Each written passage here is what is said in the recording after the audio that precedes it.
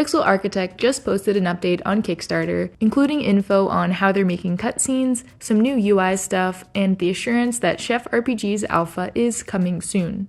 My first video on Chef RPG was a general overview of the game's story and gameplay, just the basics that someone interested in learning more might want to know. With this recent news though, I want to include some other details about the game that I didn't get a chance to talk about before. So not all of this is brand new info, but I'm gonna do my best to summarize a lot of it for those of you who don't have time to read all the Kickstarter posts. First, let's talk about the alpha. In order to get special early access to the game, you had to pledge $60 Canadian or more on Chef RPG's Kickstarter back in 2021. Unfortunately, I did miss out on the campaign, but I'm very curious to hear from backers in the next month or so. Initially, the alpha was supposed to come out in September of last year, but it's been pushed to the end of January this year, and that's because there were still some missing or incomplete features that Pixel Architect, or Noah, wanted to make sure were ready for testers. This includes the experience and skills system, music and sound effects, and some tools for hunting and harvesting. All the core systems though have already been added to the game, so it is definitely playable. Depending on how the test goes, the game is potentially going to be pushed back a few months from the proposed September 2023 timeline and likely into the beginning of next year. Now let's get into some other news from the most recent update.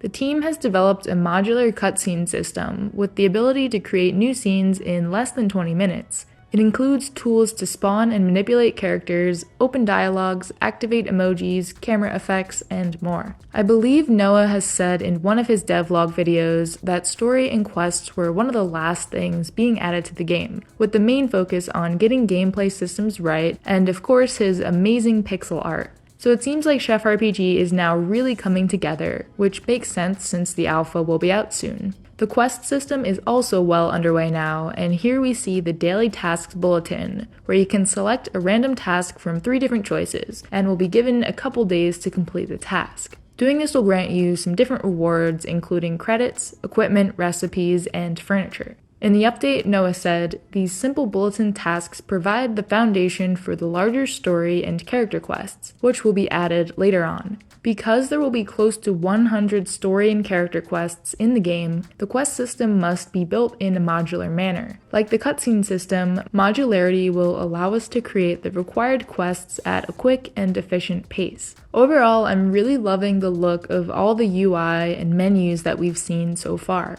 Everything looks very clean and is pretty easy to read, even with the more busy screens. It definitely fits in this retro futuristic cyberpunk theme. We also got a sneak peek at sleeping, which lets you pass time and recover energy, and some improved animal AI and respawn systems that will either cause animals to run away or attack when the player gets close enough, and then cause them to return to the scene after a certain amount of time has passed. The other main thing I wanted to talk about were the characters, because I kind of ran out of room in my first video and I didn't want it to drag on for too long. So far, we have 12 different character bios. I'm not going to read them all to you, but I will give you a quick summary of each one so you can get to know the residents of White Ash Harbor a little better. Hazel is an android who owns a boba tea shop and has a small pet frog.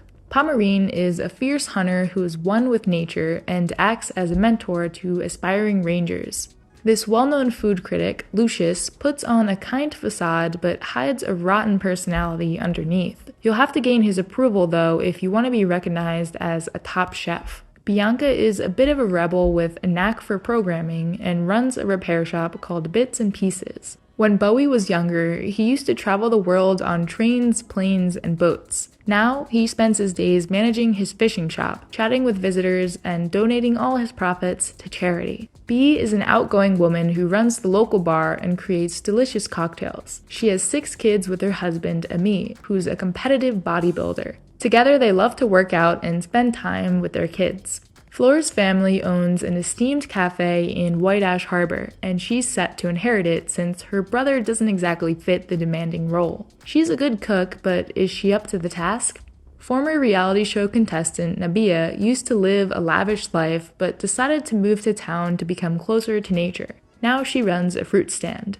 Prissa is a tough cookie who's very involved in the community, from organizing seasonal events, cleaning up the beach, and helping merchants deal with rowdy tourists. Aloys is a young fisherman with big dreams. He also likes to tinker with robots and is actually the one who found the android Hazel after she had been abandoned in a dumpster and repaired her body. Finally, Nassim, the avid gamer. He has 2 kids and likes to explore the outdoors with them. All in all, Chef RPG is shaping up to have a cast of beautifully pixelated and diverse characters. I want to know, who are you most looking forward to becoming friends with? For me, it's Flor and Bianca. Alongside the major characters that offer you their friendships, romances, and special quests, minor characters will also play an important role in the game. They include train ticket vendors, hotel staff, and bathhouse staff. The role of these NPCs is to create a game that feels immersive and natural, letting you learn about the game world and receive tips without using pop-ups. When you chat with these characters, they can give you hints on where to find certain ingredients or tell you interesting facts about a place or a building. And while there's a lot more I could get into, I think this is a good place to end the video. But if this wasn't enough, then I encourage you to check out Noah's video over on his Pixel Architect channel.